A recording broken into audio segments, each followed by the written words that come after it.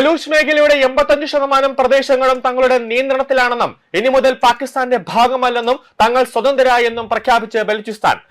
Republic of Balochistan എന്ന പ്രഖ്യാപനവുമായി ബന്ധപ്പെട്ട കുറിപ്പ് സമൂഹ മാധ്യമങ്ങളിൽ വ്യാപകമായി തന്നെ പ്രചരിക്കുകയാണ്. പുതിയ രാജ്യം നിലവിൽ വന്നുവെന്നും തങ്ങൾക്ക് സ്വന്തമായി ദേശീയ പതാകയും ദേശീയ ഗാനവും ഒപ്പം കറൻസിയും നിലവിൽ വന്നുവെന്നാണ് ബലൂച്ചുകൾ പറയുന്നത്. മാ ചുഖേൻ ബലൂചാനി എന്ന് തുടങ്ങുന്ന ദേശീയ ഗാനവും സ്വന്തമായി ദേശീയ പതാകയും ബലൂചിസ്ഥാൻ സ്ഥിരീകരിച്ചിട്ടുണ്ട്. ബലൂച്ചി ഫലൂസ് എന്നാണ് പുതിയ രാജ്യത്തിന്റെ ഔദ്യോഗിക കറൻസി എന്നും റിപ്പോർട്ടുകൾ വ്യക്തമാക്കുകയാണ്. മേഖലയിലെ പ്രകൃതിദത്തമായ ഖനന സമ്പത്തിന്റെ നിയന്ത്രണം പുതിയ ഭരണകൂടം ഏറ്റെടുത്തതായി പ്രസ്താവനയിൽ പറയുകയാണ്. സ്വർണം, ചെമ്പ് ഖനികൾക്ക് പുറമെ സജീവമായ 150-ലധികം പ്രതിവാതക പാടങ്ങളുടെയും 1200 കൽക്കരി ഖനികളുടെയും അധികാരം ഇനി റിപ്പബ്ലിക് ഓഫ് ബലൂചിസ്ഥാന്റെ നിയന്ത്രണത്തിലായിരിക്കുമെന്ന് പ്രസ്താവനയിൽ പറയുകയാണ്. ബലൂചിസ്ഥാൻ രാജ്യത്തിന്റെ പ്രഖ്യാപനത്തോടെ പാക് സൈന്യത്തിലെയും പോലീസിലെയും നിരവധി ബലൂച്ചുകൾ രാജിവെച്ച് പുറത്തു വന്നുവെന്നും സ്ഥിരീകരിക്കാത്ത റിപ്പോർട്ടുകളുണ്ട്.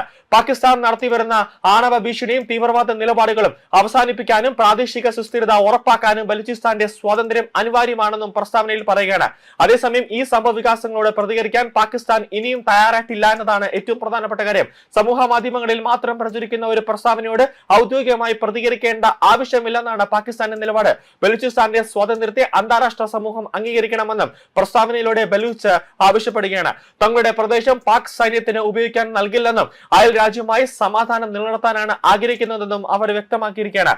ഈ ബലൂചിസ്ഥാന്റെ സ്വന്തമായ ഒരു രാജ്യം അല്ലെങ്കിൽ അവർക്ക് കറൻസി, അവർക്ക് ഒരു ദേശീയ ഗാനം ഉണ്ടായി എന്നൊക്കെ പറഞ്ഞുകൊണ്ട് ഒരു പ്രസ്താവന സമൂഹ മാധ്യമങ്ങളിൽ വ്യാപകമായി തന്നെ പ്രചരിക്കുന്നുണ്ട്. പക്ഷെ അതിന്റെ ആധികാരികത എന്താണെന്ന് ഇതുവരെയായിട്ട് ഉറപ്പായിട്ടില്ല എന്നതാണ് ഏറ്റവും പ്രധാനപ്പെട്ട കാര്യം. നിലവിൽ ഇനിയിപ്പോൾ പാകിസ്ഥാനുമായിട്ട് വേണമെങ്കിൽ ബലൂചിസ്ഥാൻ ഒരു യുദ്ധത്തിലേക്ക് നടക്കാനുള്ള സാധ്യതയും നമുക്ക് തള്ളിക്കളയാൻ പറ്റില്ല. കൂടാതെ ഈ ബലൂചിസ്ഥാൻ ഇപ്പോൾ ഐക്യരാഷ്ട്രസഭയിലടക്കം നമ്മളെ പരിഗണിക്കണമെന്ന് ആവശ്യപ്പെട്ടുകൊണ്ട് കത്ത് നൽകാൻ പോകുന്നുണ്ട്. കൂടാതെ ഇന്ത്യയുമായിട്ട് അവർ നല്ല രീതിയിലുള്ള ഒരു ബന്ധമാണ് പുലർത്തുന്നത്. കാരണം നരേന്ദ്രമോദി സർക്കാർ അധികാരത്തിൽ വന്ന് ഒരു 2 വർഷമൊക്കെ കഴിഞ്ഞതിന് ശേഷം ബലൂചിസ്ഥാൻ ഡൽഹിയിൽ പോയി അവർക്ക് ഒരു കത്തൊക്കെ നൽകിയതും നമ്മൾ കണ്ടതാണ്. നിലവിൽ കുറെ കാലമായി ബലൂചിസ്ഥാൻ പാകിസ്ഥാനിലേക്ക് വലിയ രീതിയിലുള്ള സ്ഫോടനം നടത്തി വരികയായിരുന്നു. അതായത് അവർക്ക് അവരെ വലിയ രീതിയിലുള്ള ഒരു പ്രാധാന്യം നൽകുന്നില്ല. അവരുടെ പല സ്ഥലങ്ങളും പാകിസ്ഥാൻ കൈയടക്കി വെച്ചിരിക്കുന്നു. അവർക്ക് അതിനുള്ള ഒരു സ്വാതന്ത്ര്യം വേണം. അവരുടെ കുറെ സ്ഥലങ്ങൾ പാകിസ്ഥാൻ കസ്റ്റഡിയിലാണ്. അത് വിട്ടു നൽകണമെന്ന് ആവശ്യപ്പെട്ടുകൊണ്ട് വലിയ രീതിയിലുള്ള ഒരു പ്രതിഷേധമൊക്കെ ബലൂചിസ്ഥാൻ നടത്തിയതാണ്. വലിയ രീതിയിലുള്ള ആക്രമണങ്ങൾ നടത്തിയതാണ്. പാകിസ്ഥാൻ സൈന്യത്തിന് നേരെ ബലൂച്ചികൾ വലിയ രീതിയിലുള്ള സ്ഫോടനമൊക്കെ നടത്തിയതാണ്.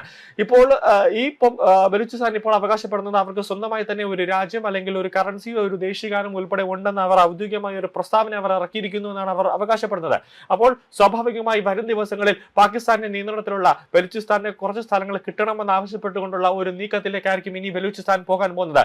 എന്തായാലും ഈ നിർണായകമായ ഒരു നീക്കമാണ് ഇപ്പോൾ പാകിസ്ഥാനിലെ ബലൂചിസ്ഥാനിൽ നിന്ന് വന്നുകൊണ്ടിരിക്കുന്നത്. എന്തായാലും വരും ദിവസങ്ങളിൽ എന്തായിരിക്കും ഇനി ബലൂചിസ്ഥാന്റെ അടുത്ത നീക്കം ഉണ്ടാവുക എന്നുള്ളത് ഇനി കൂടുതലായി കാണാനിരിക്കുന്നതേ ഉള്ളൂ.